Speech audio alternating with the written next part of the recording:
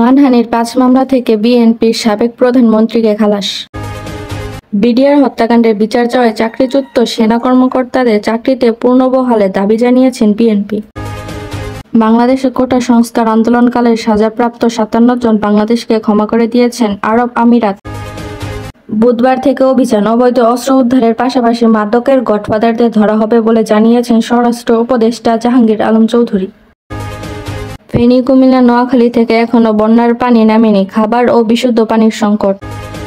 এতক্ষণ শুনছিলেন সংবাদ শিরোনাম, এখন বিস্তারিত। ৫ মামলায় খালাস পেলেন খালেদা জিয়া। বিএনপির চেয়ারপারসন খালেদা জিয়াকে মানহানির ৫ মামলা থেকে খালাস দিয়েছেন আদালত। এবিসি দিকির করা মুক্তিযোদ্ধাদের কটূক্তি ও ভুয়া জন্মদিন সহ মানহানির এই ৫ মামলায় খালাস দেন আদালত। আজ মঙ্গলবার ৩ সেপ্টেম্বর চিফ মেট্রোপলিট ম্যাজিস্ট্রেট আদালত তাকে খালাস দেন। খালেদা জিয়ার আইনজীবী মাসুদ আহমেদ তালুকদার বিষয়টি নিশ্চিত করেছেন। বিডিআর হত্যার ন্যায় বিচার প্রক্রিয়া শীঘ্রই শুরু হবে বলেন স্বরাষ্ট্র উপদেষ্টা মোহাম্মদ জাহাঙ্গীর আলম চৌধুরী। সোমবার ২ সেপ্টেম্বর সচিবালয়ে সাংবাদিকদের সঙ্গে আলাপকালে উপদেষ্টা একথা জানান। স্বরাষ্ট্র উপদেষ্টা বলেন, বর্তমানে সরকারের জনগণের অধিকার, সুশাসন ও ন্যায় বিচার প্রতিষ্ঠায় বদ্ধপরিকর। শুধু স্বরাষ্ট্র উপদেষ্টা হিসেবে নয়, একজন সাধারণ নাগরিক ও সেনাবাহিনীর প্রাক্তন সদস্য হিসাবে আমি বিডিআরের হত্যাকাণ্ডের ন্যায় বিচার চাই। সঠিকভাবে এই হত্যাকাণ্ডের পূর্ণ তদন্ত ও ন্যায় বিচার প্রক্রিয়া শীঘ্রই শুরু করা হবে। ২০০৯ সালে ২৫ ফেব্রুয়ারি সীমান্তরক্ষী বাহিনীর বিডিআরের বর্তমানে বাংলাদেশের বর্ডার গার্ড বিজিপি সদস্য দপ্তর ঢাকা পিলখানায় বিদ্রোহ হয়। সেদিন বিডিআরের কয়েকশো সদস্য পিলখানায় নৃশংসভাবে হত্যাকাণ্ড চালান। প্রায় ২ দিন ব্যাপী চলা বিদ্রোহের বিডিআরের তৎকালীন মহাপরিচালক মেজর জেনারেল শাকিল আহমেদ সহ ৫৭ জন সেনা কর্মকর্তা নিহত হন। সব মিলিয়ে ৭৪ জনের লাশ উদ্ধার করা হয়।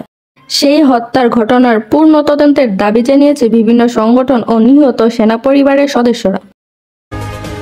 সংযুক্ত আরব আমিরাতে ফেডারেল আদালতে দোষী সাব্যস্ত হওয়া ৫৭ জন বাংলাদেশিকে ক্ষমা করেছেন রাষ্ট্রপতি মোহাম্মদ বিন জায়েদ আল নাহিয়ান।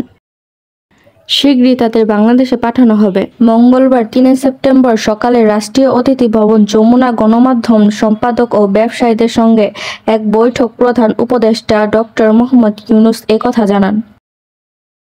গত ১৯ জুলাই কোটা সংস্কার আন্দোলনের প্রতি সম্মতি জানিয়ে সংযুক্ত আরব আমিরাতে বিক্ষোভ করায় ৫৭ জন বাংলাদেশিকে বিভিন্ন মেয়াদে কারাদণ্ড দেন দেশটির একটি আদালত।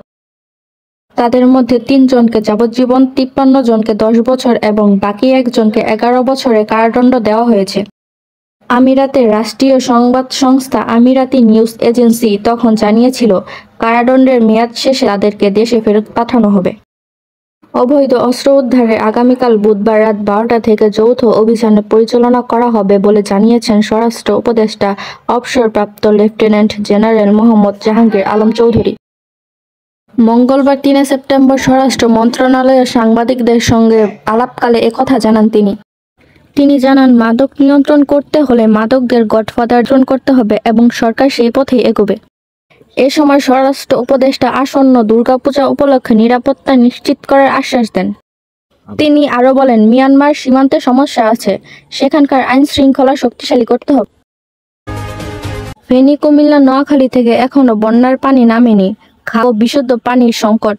নতুন নতুন এলাকা প্লাবিত, সাপে কাটা রোগী বাড়ছে, তো অঞ্চলে যাচ্ছে না ত্রাণ, জেগে উঠছে বন্যার ক্ষত। টানা ভারী বর্ষণ ও ভারতের ত্রিপুরা থেকে নেমে ঢলের পানি আসা ব্যাহত রয়েছে। বিবাড়িয়া, সিলেট, মৌলভীবাজার জেলায় বন্যার পরিস্থিতি উন্নতি হলেও কুমিল্লা, ফেনী, নোয়াখালী, লক্ষ্মীপুর ও কক্সবাজারে বন্যার পরিস্থিতি পরিবর্তন হয়নি। পানিতে এখনো নতুন নতুন এলাকা প্লাবিত হচ্ছে, অনেক এলাকায় ত্রাণ পৌঁছানো যাচ্ছে না। নদ নদী পানি বিপদসীমার উপর দিয়ে প্রবাহিত হচ্ছে। গতকাল আরও ৫ জনের মৃত্যুর খবর পাওয়া গেছে। পানিবাহিত রোগ বাড়ছে। বন্যার পরিস্থিতি যেসব এলাকায় উন্নতি হচ্ছে, সেখানে বন্যার ক্ষতি দিন দিন ফুটে উঠছে। এদিকে ভারী বর্ষণ ও পদ্মার পানি বাড়তে থাকায় যশোরে বিভিন্ন প্লাবিত হয়েছে। অনেক এলাকায় বিদ্যুৎ বিচ্ছিন্ন থাকায় মানুষের ভোগান্তি বাড়ছে।